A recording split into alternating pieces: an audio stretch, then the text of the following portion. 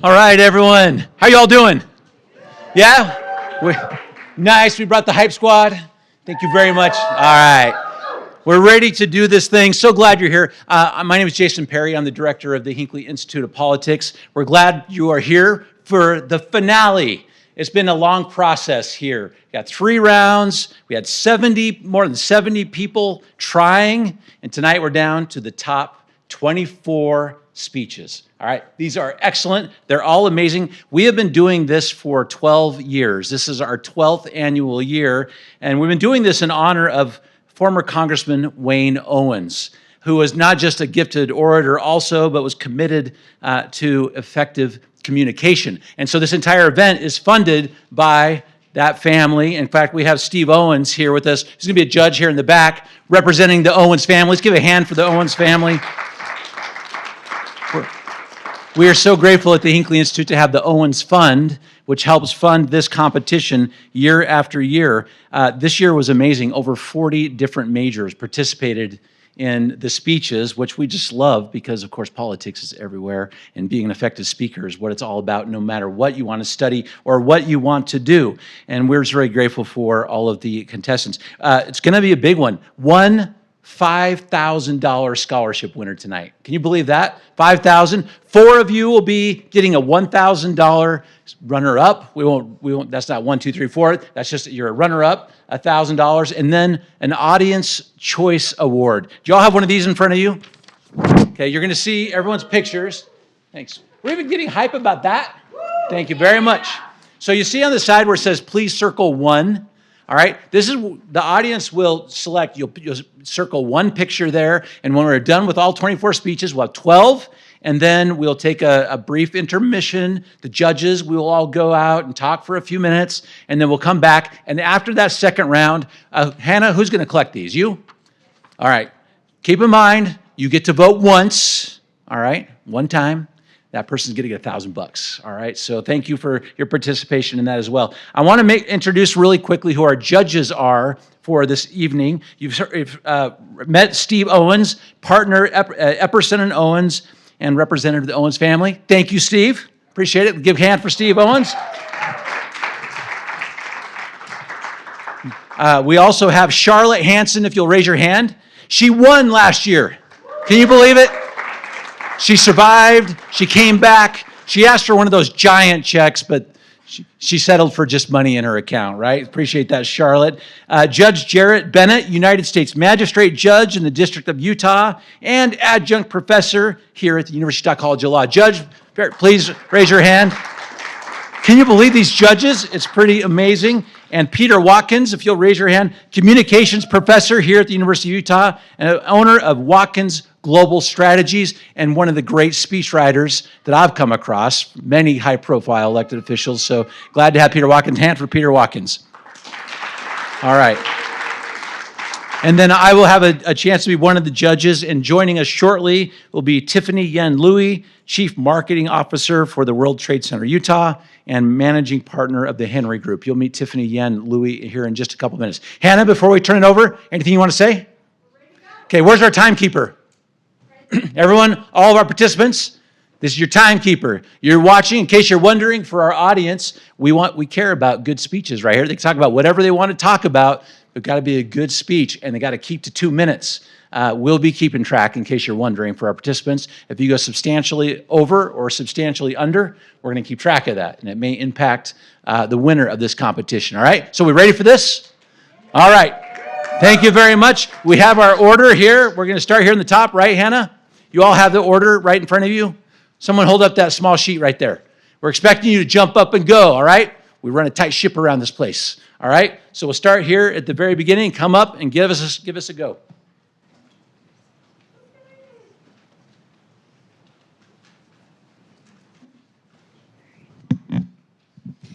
My name is Bailey McClin, and the title of my speech is Everett.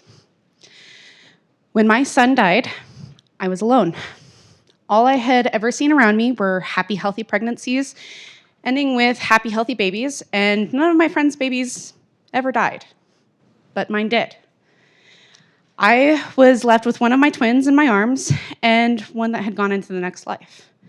For that first year after his death, I hold myself up and duct tape myself back together just to try to keep going for my surviving son and my husband. And we didn't talk about it. We didn't talk about him, about Everett. When you experience this kind of loss, it opens your eyes to the loss that happens around you. Approximately 1 in 4 mothers will experience a miscarriage, and I've experienced one twice. Around 1 in 175 births are babies born asleep, and since then, 2 of my friends have had babies born sleeping. And worldwide, approximately 3% of babies will not live to see their first birthday, and that was my Everett. I had walked a fine line of wanting to find others like me and talk to others like me, but also never seeing anyone else like me, nor wanting anyone else to have experienced this kind of pain like me.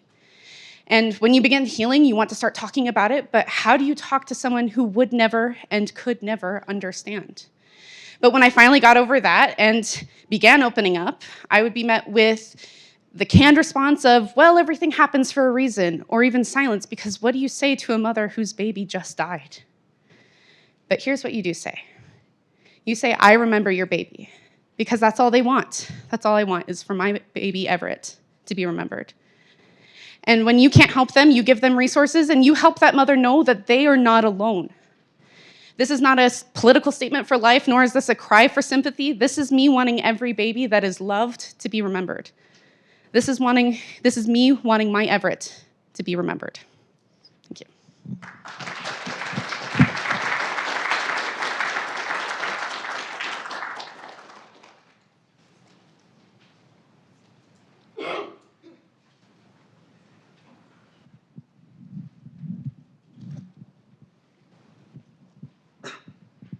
Do I just begin whenever? Okay. I'm Peyton. One of the biggest complaints about the University of Utah is parking or lack of. 2 of the most recent parking lots that got torn down were torn down to build new dormitories, which added thousands of new residents onto campus, but no new parking. It actually now has less parking. The university is trying to move away from being a commuter school, and to get people to stay on campus, they need parking.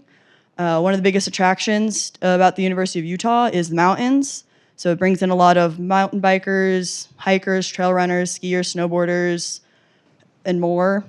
As great as the Salt Lake City public transportation is, there are currently no buses that go up to the mountains other than the temporary ski buses. And the university does not have any shuttles or buses from the campus up to the mountains. So to get people to stay on campus, you're gonna need parking.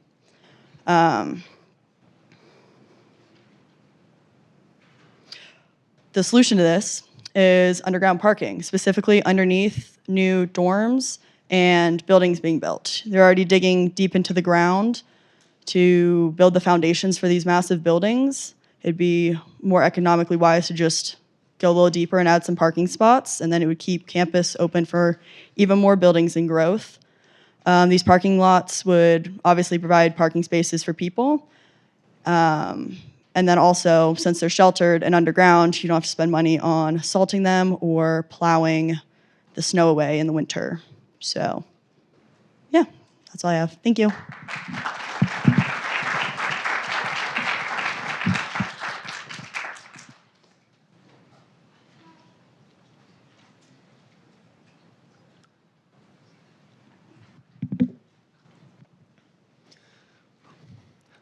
Hi, my name is Andrew Shackelford, and the title of my speech is I Thirst. There is a clear beast to slay, but the only one who can stop it is the one least among us. Bombings fly by as they chant, "They are the enemy." Have you ever stopped to see that some of those they treat like villains are children? Threats and slogans they attribute to scripture, yet thrifted from dictators. If any one of you in this room right now can't admit that all the wars, killings, and kidnappings aren't just aims of means to benefit the 1% out of 100, then it's you who enslaves us, not them. Look, I know times may seem bleak, but that's all the more reason we can't afford just to turn the other cheek. If my message isn't clear yet, let me reiterate. there is but one truth that we all must know. We cannot do this alone. I know I sound crazy, but I urge you, don't abort this movement that has yet to even been birthed. Our mission? To call out all emperors who still wear no clothes. Ask yourself, what do you want? The people in power, or the power to be put back into the hands of we the people? Y'all, I don't care what religion you are, but take hold of your inner north. Listen to what it's telling you now. I see now that we weren't ready for the last to be first.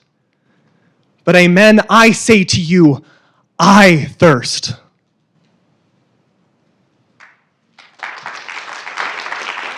This isn't a competition. It's a prayer. A prayer that one day we may all learn to care. So again, I say with all my heart, El pueblo unido jamás será vencido. The people united will never be defeated. Thank you.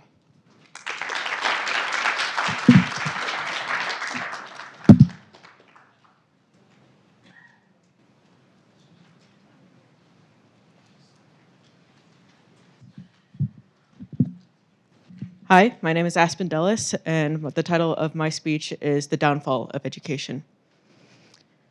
AI is stealing your education, and I know this is a bold statement, but it's unfortunately true. Coupled with other forms of technology like social media, skills like reading, writing, communicating have all dissembled into nothing with the single statement, AI can do it better. According to NBC, most jobs are looking for skills with AI, which makes sense because it's been infused into almost every factor of every single industry. But that's also a detriment to your mental health. The reason that is because eight hours of the day used to be compiled of mundane tasks and other sorts of projects. But now that's been replaced with 8 hours of intensified labor. That one email that was a little bit annoying to send was a brain break for you. But now with the same capacity that you had before, you have to do twice the amount of labor you did before. This is even scarier for younger generations who are doing this, for younger generations who are opting into things that they don't really know what they're doing. Things like vulnerability to their data, as well as surveillance that they're already opting into because they don't know what kind of technology and what kind of things are not for them. So let's take you back to middle school, of where you're looking at your peers and you're saying all the things you used to say when you were 13 years old, and maybe they were learning and maybe you were making mistakes, but that is all documented within a robot. And within that robot, it was customizing your education, or that's what they told you. But now that customized robot didn't tell you that that is selling your data to third-party vendors because there are no regulations against this in education. And those third-party vendors, very similarly to social media, are now not allowing you to get a job in the future because of something you said when you were 13 that you don't even remember. That being said, AI will be the future. And within this, education should be a requirement and should be a priority and not an automated task. Thank you.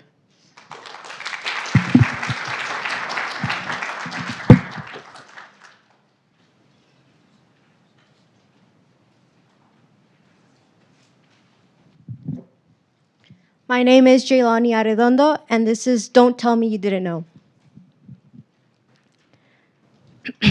Sorry. This is Don't Tell Me You Didn't Know. I've come to recognize and understand that I am an observer. I see, and yet I don't speak.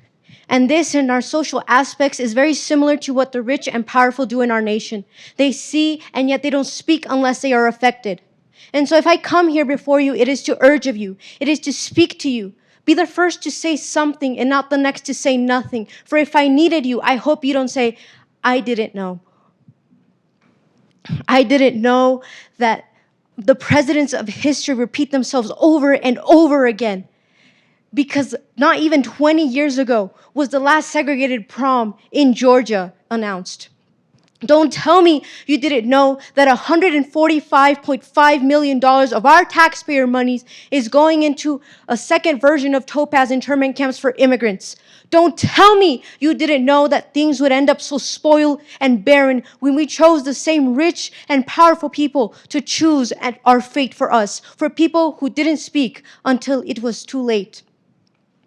And so if these ports run dry and barren, they will search upon the faces of young men for oil. They will search upon their blood for mineral as they march into an unwanted war. Just because you have the privilege today does not mean it will be granted tomorrow in its freedoms. So if I come here before you, before it's too late, I ask of you, don't tell me you didn't know. Thank you.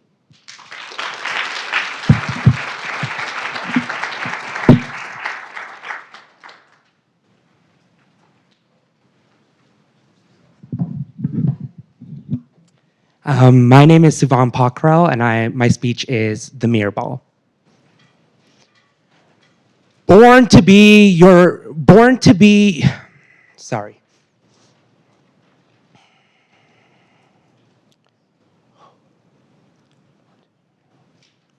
Born to be your golden ticket, I became an emblem of hope for your family line. Yet the fury of your own past became the misery of mine. To me, it felt normal because I didn't know that a child was meant to be more. So I accepted the worth I thought I deserved, becoming the source of frustration and a site for destruction. Any glimmer of hope of a better life reminded me of the wounds I bore.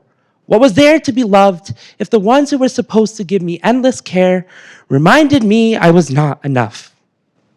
I continued to fracture at every display of your anger.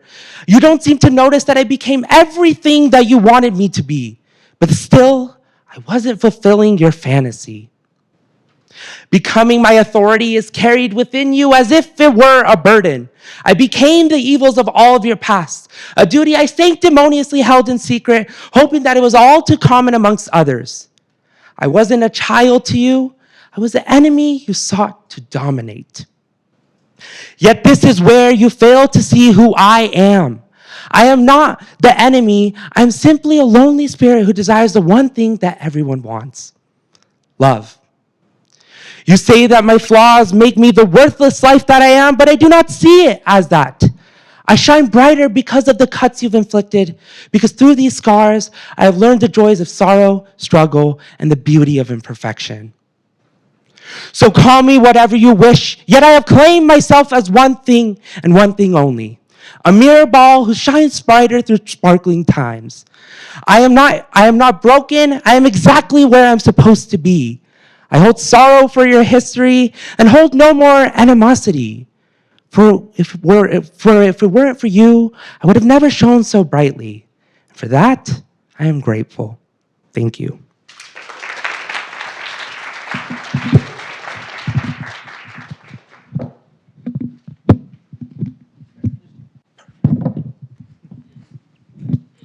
My name is Jeremy Parrish, and this is the counter story.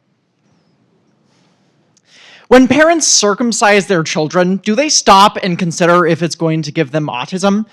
Well, HHS Secretary Robert F. Kennedy Jr. believes that autism is the new epidemic that is infecting families around the world through circumcision, vaccines, Tylenol, and environmental toxins. There's been a 300% increase in autism diagnoses over the last 20 years, and he compares this infection to that of measles. But the actual reason? A better understanding of what autism is. Despite this, public perceptions of autism have shifted dramatically since January of 2025. A study published by the Kaiser Family Foundation in October of last year found that a third of Americans believe that Tylenol might cause autism, despite decades of research to disprove this. So the question remains, how do we challenge this disinformation? After all, these ideas are spread from my family's dinner table to the White House. And it's hard to speak up in these spaces because we're scared of polarization, argument, and resistance against facts by those we love. But the fact is that the way we understand autism is dangerously skeptical in all levels of society. What is missing, therefore, is a counter story. one of research-backed lived experience, promotion of autistic perspectives, and a new framing of autistic people not as sick, miserable, or dangerous, but as humans who breathe our air, share our campus, and listen to our music. This counter-narrative changes the minds of those around us. Autistic people, like my sister, aren't puppets, they aren't shells. They are just that. People. It's time we remember that.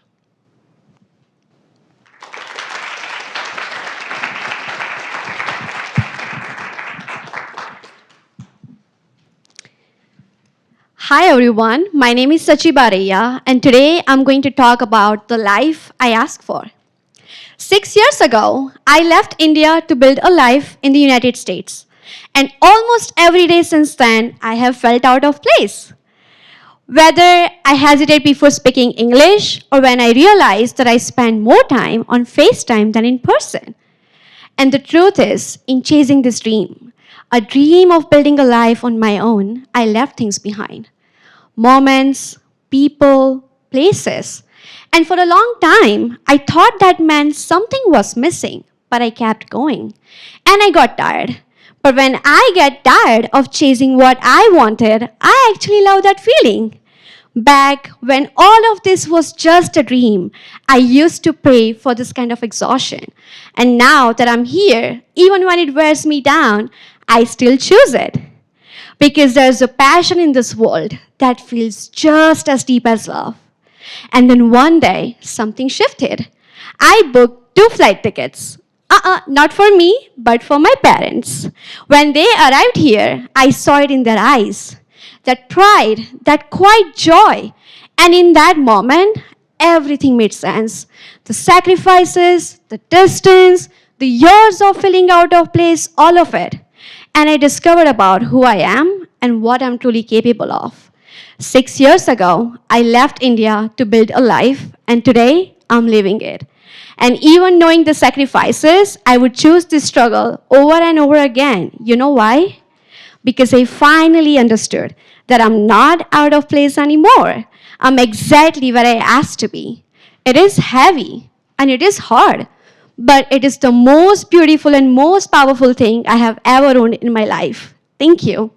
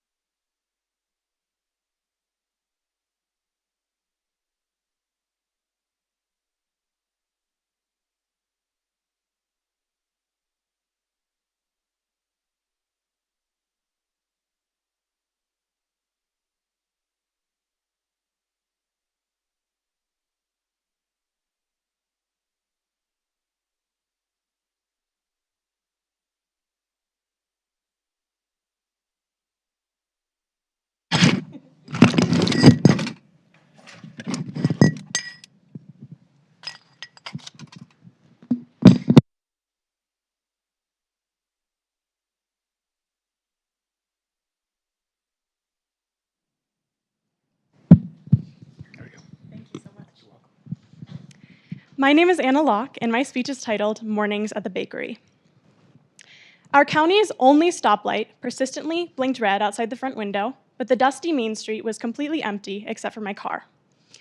The silence of the early morning was broken by nothing but the soft hum of the ovens and the steady clicks of the mixer. In just a few hours, the sidewalks outside of our bakery would be bustling with tourists coming to experience our quaint little mining town. But for now, I was the only person awake for miles. I fell into my familiar rhythm, filling the glass shelves with freshly frosted pastries and trying my absolute best to appreciate the quiet. The latter, unfortunately, was proving to be a difficult task.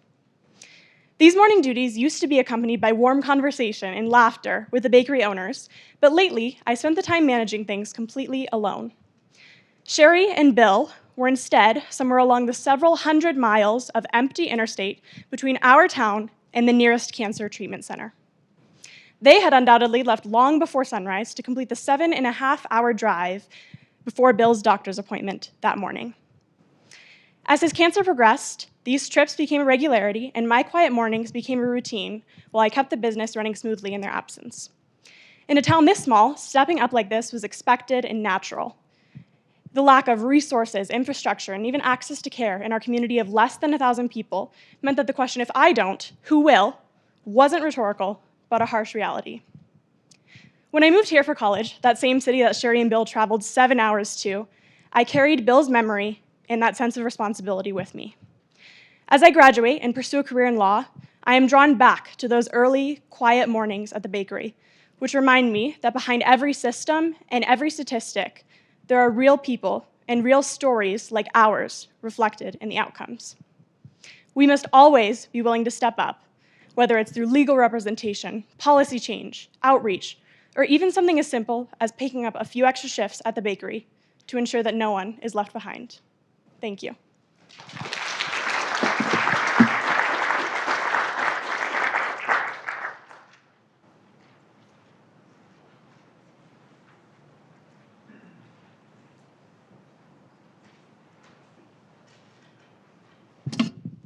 Does it still work? Oh, it is. My name is Melissa, and my speech is called Calm Down and Teach. Now, full disclosure, I did ask AI to write me a joke to open this speech. And it said the real joke is getting a degree in the humanities. So I think that artificial intelligence is only slightly better than natural stupidity. And this is something that my fellow students already know. Now, content warning, you may be triggered by the information that I present in this speech about generative AI and students in the classroom. There has been a lot of hand-wringing and emergency policy meetings to talk about what to do about students and generative AI. The people in charge are debating about what to allow AI at all, and how to monitor and prevent students from letting it do their writing for them. All this worry, when all the while, we students have already been critically engaging with generative AI. New studies, including one out just last month, indicate that students are engaging with AI with thoughtful and considerative thoughts about how to use it. As reported by Jean Law, an English professor at Kennesaw State University, quote, students indicate that they are engaging with AI with thought, consideration about how to use it. This means that we are using it to help us write outlines, to check grammar and spelling, and maybe push past writer's block.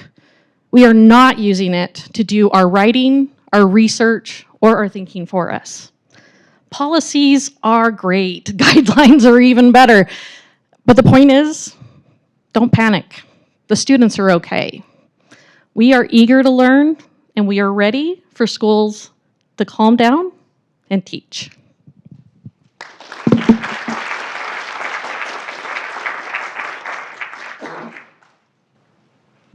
We will now have a 10-minute intermission.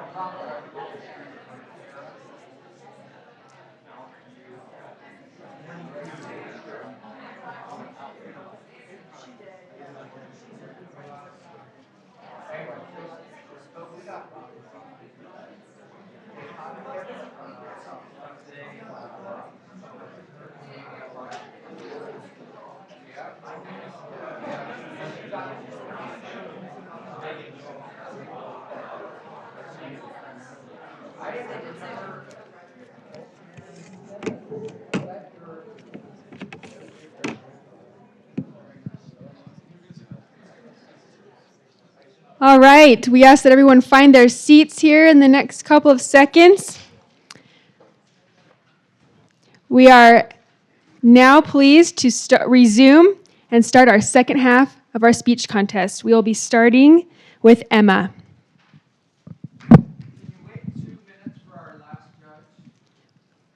Yes. 1 minute,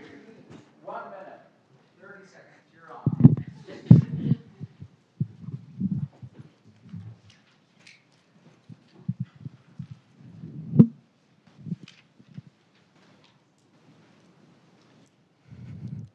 There are moments in life that divide everything into a before and after.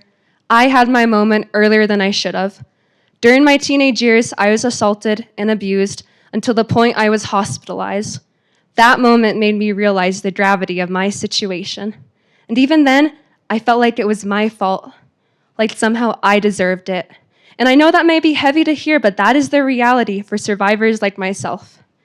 And for the longest time, I thought that that was just my life. I was ashamed and I was in hiding. But I was wrong. I am here today telling my story. I am choosing to believe that I deserve a better life. It does not matter what has happened to you in the before. You can still choose to build the life you want after. Before being abused, it was my dream of becoming a doctor. I am still pursuing that dream today. I did not let the abuse shackle my spirits. I am 20 years old, and although I am young, I have already lived a life divided into a before and after. But I am not staying in the before. I am choosing to build something better in the after. And if there is one thing I want you to take away from my story, it is not what happens to you before. It is what you choose to build after that matters. Thank you.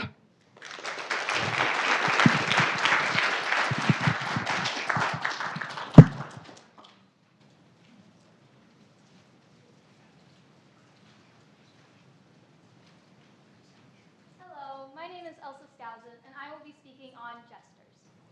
We are in need of an appointed jester of the United States of the government.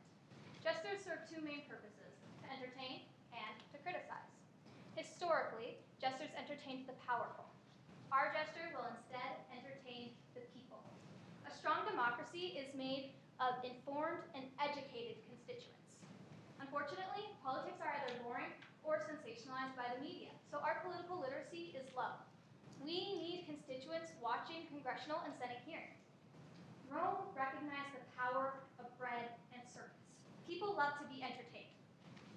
The jester is the circus that will bring Americans to the Congress floor. If we want an informed populace, we need to invest in entertainment. We need a jester. Jesters of old won their legitimacy through risk. Critiquing those in power would lead to death, and because jesters were willing to take that risk, their words held weight, sincerity, and truth. The power of our jester's critique will not lie in an ability to claim absolute truth, but in the implication that no one party or president or person has access to that claim. The jester will act as a constant companion to the president, because a single president does not provide the nuance necessary to represent this country. They will be under the age of 45, and people as young as 12 will be able to vote for our jester. We need to bring the people to politics. We need bipartisan representation in the executive. We need entertainment and criticism. This country needs a jester. Thank you.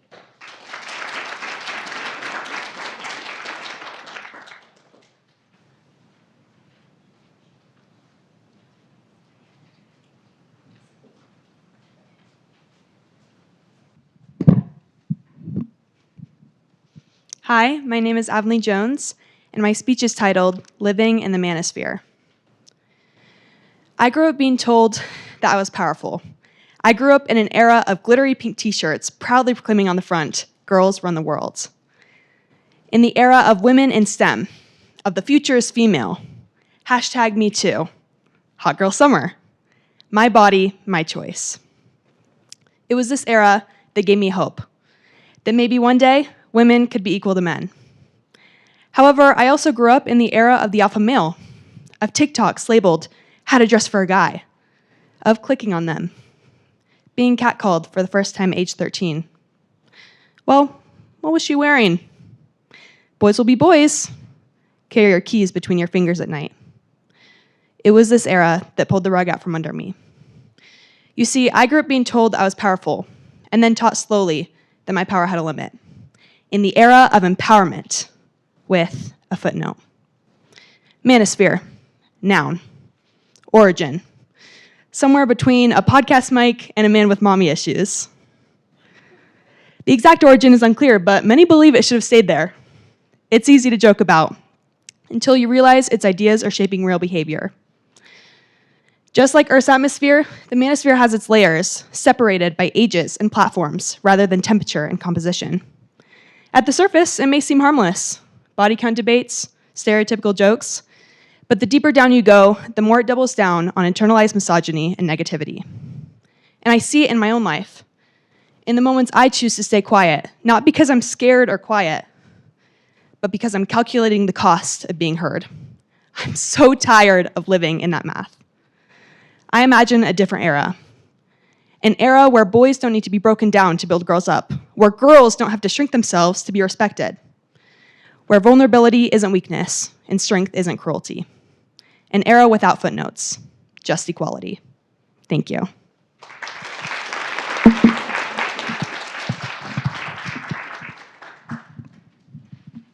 Ooh, I can't figure this out.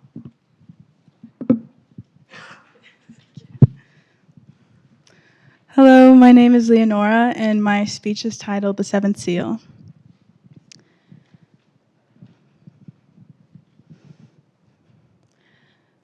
My earliest memories are of my mother's pleas to you. I would watch her mouth as she whispered your name. I was right there in front of her, but she prayed to you for my sake. When I was younger, you reminded me of my father.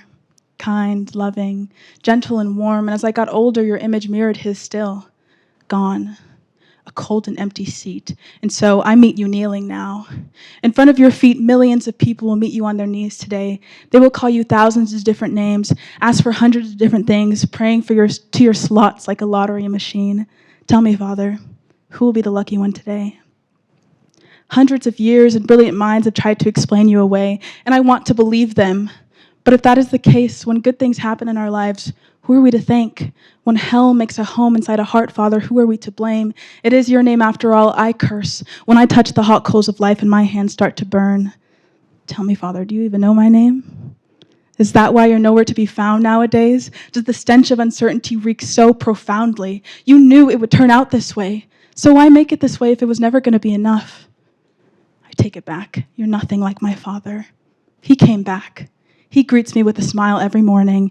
And when I am broke and desperate and my hands are rendered unrecognizable at the feet of your slot machines, my lover comes and takes my hand and uses his to wipe the tears from my face. We are still balancing on this tightrope of time that seems to be changing at every moment, less and less sure of whether or not your safety net will catch us if we fall. And I am still terrified of the void below. Tell me, Father, was it your intention for the shoulders of the people we walk with to be the only thing we could lean against? So what will it be then? Why do we need you so? Father, where will you meet us now? Father, we're sitting at the table here. Please come down from your throne and have a seat. Thank you.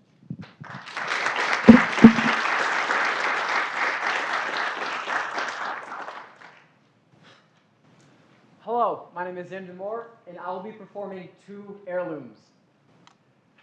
I inherited my grandfather's guitar.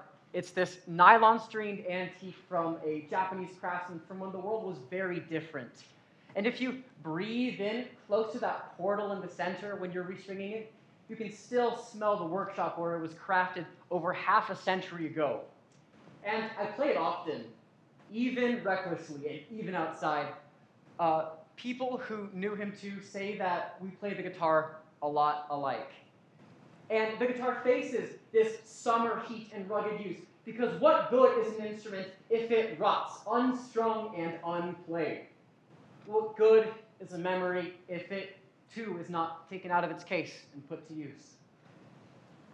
I also have my grandfather's combat boots. Black and shined often when he was alive, without a speck of the Vietnamese soil that once stuck beneath its tread. And I tried to walk around in them too, and I very nearly ended up in some barracks or cockpit where someone who knew him too would say that we looked so much like in uniform. But I don't have his bravery. My courage is not the courage to go to war and to take a life. So those memories sit abandoned, scuffed, and worn after years of me trying to be the soldier I knew him to be. There's no use chasing after memories because they tend to dissipate as you approach them.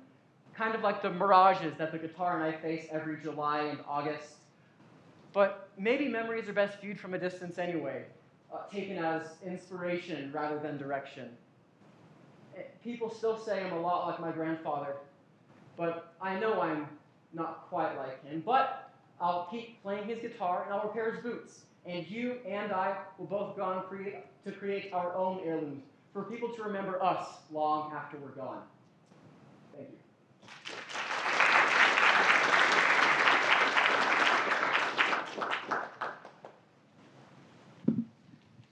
Hello, everybody. My name is Sophia, and the title of my speech is I Am Lucky. When I was young, I thought the world was good. I played with my friends, sang songs, read books. It's funny how quickly things change. What does it take to notice how my friend's dad called me a taco? How my mom was pretty for someone like her, someone exotic? How my Nana's neighbor threw trash into her yard because my mother's family comes from Brazil? I am lucky. I don't look different until I tell you, but you speak to me like I'm on your side. You're white, you get it. No. I live in the space in between. I see the things you choose to avoid. You don't know the kids I know. When they were young, they thought the world was good. They played with their friends, sang songs, read books. It's funny how quickly things change. What does it take for them to notice the fear in their parents' eyes as they watch a little orange man yell from their TV? The comments from their friends, "You're the reason my dad lost his job." The image of a little boy in a blue bunny hat. They learn what this country does to children like them. Why? They ask. Life was supposed to be simple. I hear the whispers from little mouths afraid of coming home and being the only ones left. Their families locked away or just gone. Your apathy is a privilege our country cannot afford. These children need your help. I will not sit back and watch because I am lucky. Will you? Thank you.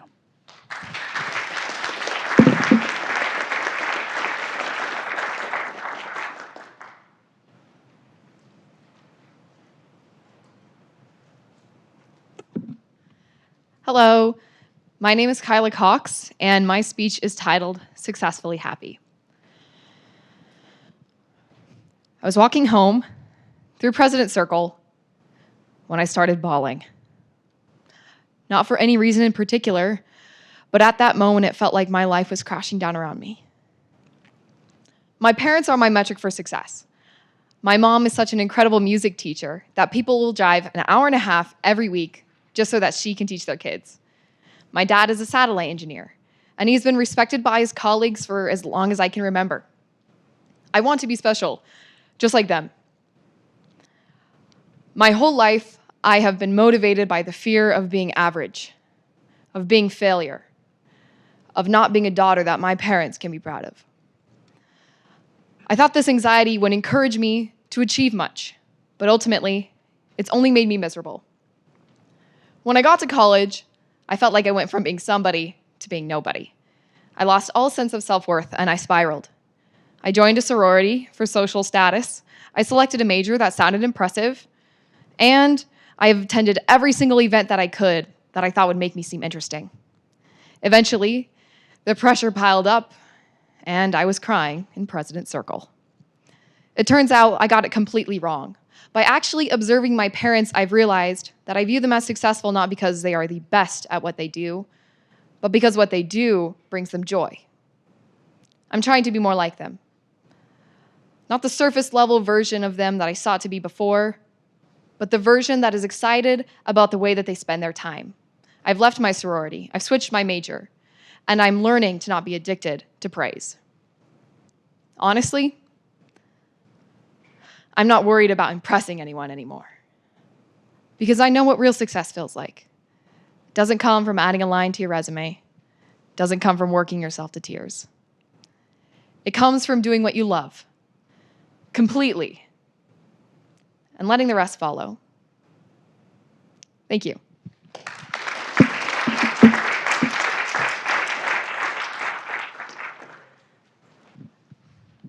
My name is RG, and this is Imperfection. Today, I will share a little bit of the story of how I ended up here in this speech contest. I'm an international student from Papua, Indonesia, and English is my second language, which I started learning 4 years ago. When I came to the University of Utah in August 2023, the first time I heard about Hip Talks was spring 2024. I remember looking at it and telling myself, I will do this next year, yeah, when my English is perfect. And just to give you an idea of my English back then, at one point, if I didn't understand the question, I would just say yes and hope for the best. For example, how many siblings do you have, RG? Yes. What is your favorite thing to do, RG? Yes. Do you like winter, RG? No.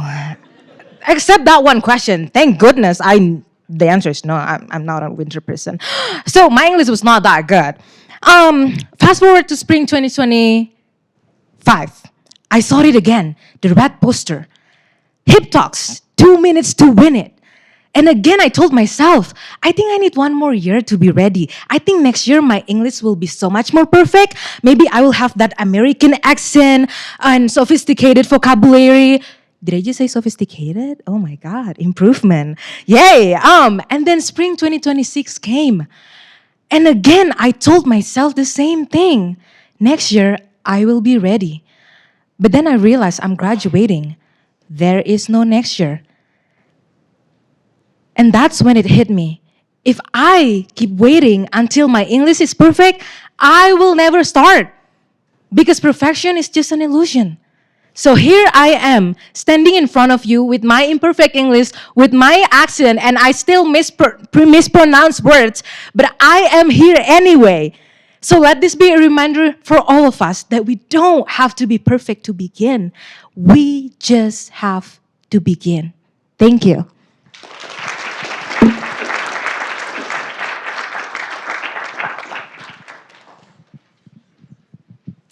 Hello, my name is Catherine O'Mara, and my speech is titled, Everyone Knows This Eventually. I've tried to put grief into words. There are countless sayings that attempt to do exactly the same thing. Everything happens for a reason. Time heals all wounds. Live every day like it's your last. I found comfort in words like these for most of my life. Until last July, when my friend Keegan died from a fall while she was hiking in Greece. That one wrong step split my world into before and after, and made me question everything I thought I knew about how the world was supposed to operate. About a month before she left for Greece, Keegan and I hiked the living room trail just above Red Butte Garden. We came across a sago lily growing out of the red dirt beside the trail, and believe it or not, that was my first time seeing our state's flower in the wild. Keegan also told me that she wanted to do this hike with me to prepare her for the hike she planned to do in Greece, the hike that she never got to finish. Despite the weight I often feel since Keegan's death, one thing I keep coming back to is that grief is universal. Everyone in this room either knows it or will. And it's easy to sit in the fear of that reality. It is easy to write 2-minute speeches in the hopes of stumbling across an answer that makes sense. The truth is much harder to sit with. There is no clean answer. There's just trying struggling a lot of the time, and every once in a while, managing to see the beauty in that.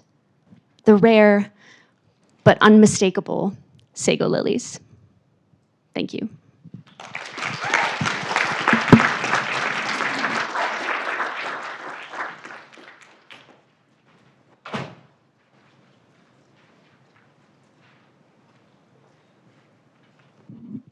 Hi, I'm Alec Ott. I'm going to be talking about why you should quit social media. A year and a half ago, I quit social media. Not for some big reason. I had a midterm I needed to study for. But that was one of the best things I've ever done. Because that's when I realized how truly addicted I was. Without even thinking, I'd reach into my pocket, pull out my phone, and click exactly where Instagram used to be without even thinking. That's when it hit me that this wasn't just a habit, this was an addiction. It's like when someone quits cigarettes and starts chewing gum because they don't just miss the nicotine, they miss having something to do. Think about what we joke about it. We literally call it brain rot. And there might be some truth to that when you watch hundreds of videos and you can only remember a few. We have access to the greatest art ever created, and we choose to watch AI slop. Imagine trying to explain that to someone 150 years ago. Yeah, I got this glowing rectangle in my pocket, and I use it to watch AI monkeys who talk about crypto. Somehow that's normal. The average person spends about 2 hours and 20 minutes a day on social media. That's more time than some people spend exercising. That's more time than some people spend with the ones they love. And for what? Everything on there is anger. Everyone is yelling, and everyone is extreme. But go outside, talk to people. Most people are pretty awesome. And the reason for this is because the platforms are free. And when something is free, you're not the customer, you're the product. These companies don't make money by telling you the truth. They make money by keeping your attention. Now I know, quitting is hard. When I did it, I was suddenly way too interested in the weather app. And you're gonna be really bored. But if you get through that, then your mind is going to start to feel at peace again. And for the first time, you won't be the product anymore. Thank you.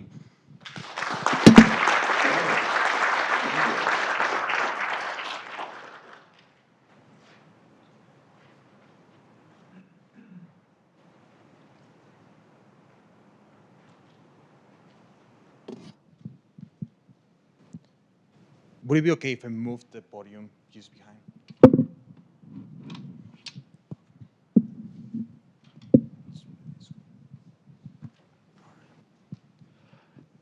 Hi, my name is Juan Bosquen. I will be giving my speech titled, I'm Venezuelan. I'm Venezuelan. I was born in Maracaibo on October 13, 2006. I grew up eating arepas con queso all the time because that's all we could afford. Venezuela loved me to love bad times because good times are never guaranteed. See, I'm Venezuelan. With time, I realized no one really cared about Venezuelans. Our cries and protests were ignored in the international section of the newspaper, and my hunger was reduced to just a statistic in a UN infographic. But now that we are at the top of the headlines, everybody likes to ask, are you Venezuelan? Yes, I'm Venezuelan. I can really explain it in small talk. There is no New York Times articles for my loss. No words can explain the fact that I haven't seen my grandma in years. That I can go eat cepillados anymore. Because no matter how hard they try to explain it or try to describe it, it takes a lifetime of hunger and joy to know what it's like to be Venezuelan. 2 minutes doesn't do justice to the 19 years I've loved you, Venezuela. Even though I left you, you never left me. And everywhere I go, I carry you in my heart. Because to cherish today, knowing tomorrow isn't promised, to smile every time times get hard, because good times are never guaranteed, it's as close as I get to describing what it's like to be Venezuelan. Thank you.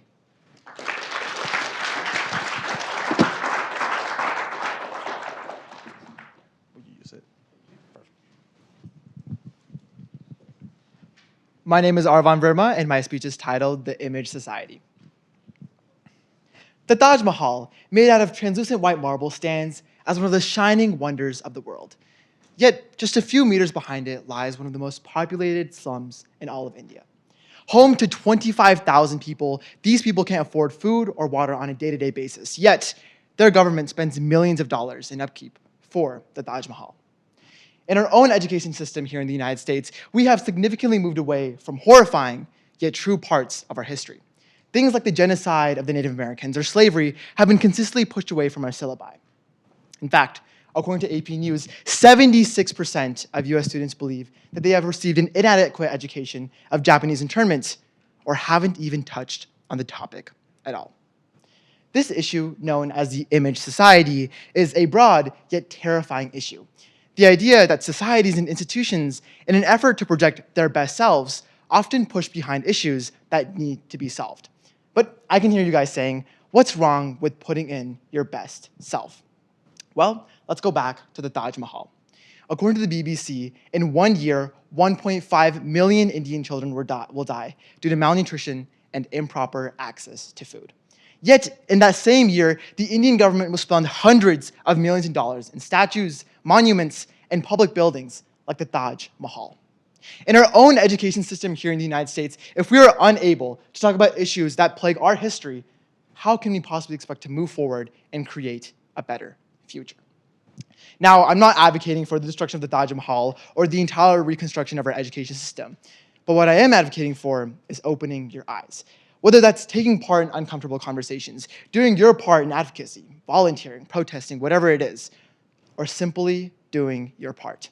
We can do something to stop the plague of the image society. And it all starts with one simple task. Open your eyes. Thank you.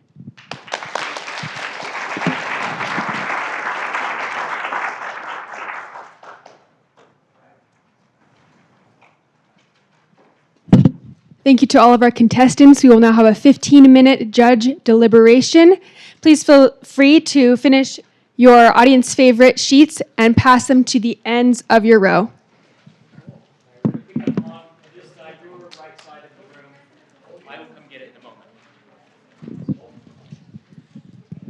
Also, while we wait, I think there's still some food out there.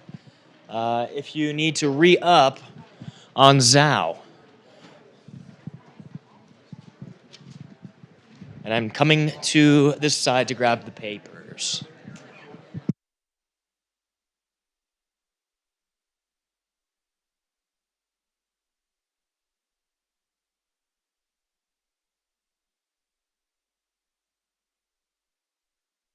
Thank you. This is last call for judging sheets or audience favorite sheets. Last call, bring them up to me. All right. All right.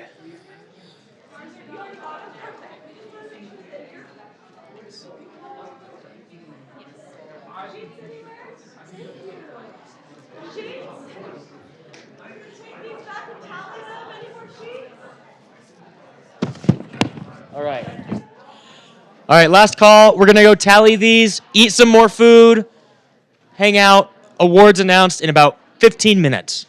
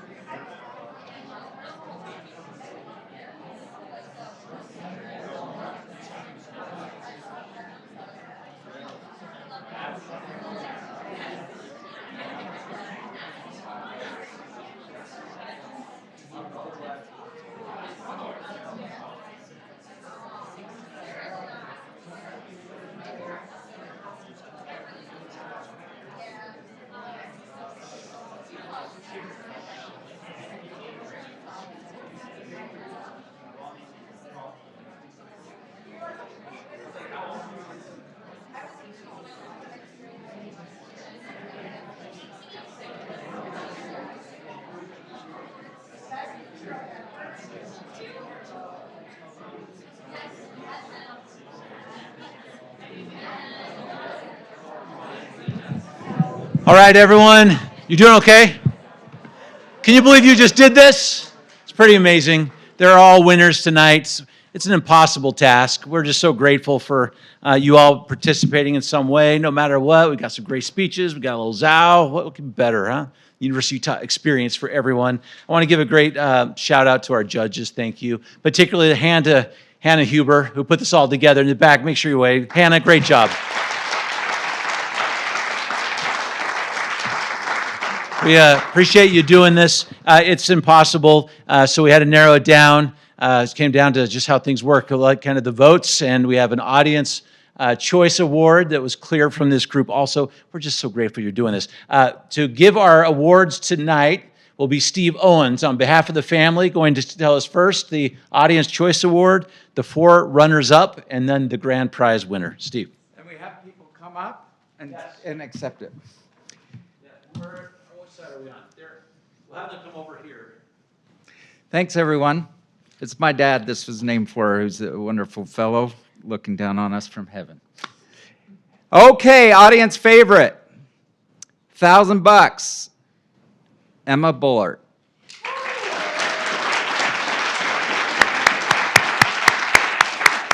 Good job. I Built a Life Anyway was her title.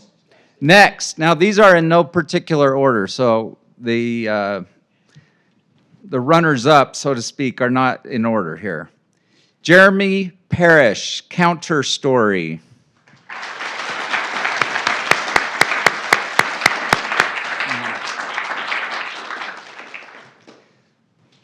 Sachi Baria, The Life I Asked For.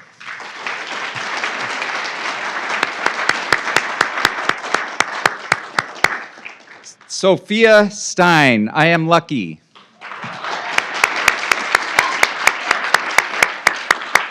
You're lucky. She is lucky.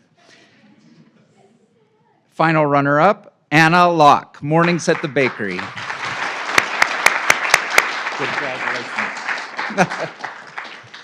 All right, grand prize, $5,000. Someone's going to Vegas tonight. It's a scholarship, not...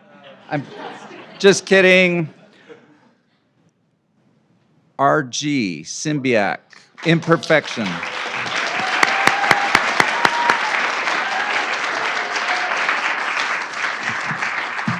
Thank you all. Thanks for participating. No. Congratulations, No 2-minute everyone. speech? This is what makes America great. Yeah. Thanks, everyone. Thanks for being here. There's a little bit of food. We stay and take a couple pictures if that's okay. All right, next year we'll come back. 2 more minutes to win it. Right? Thanks, everyone.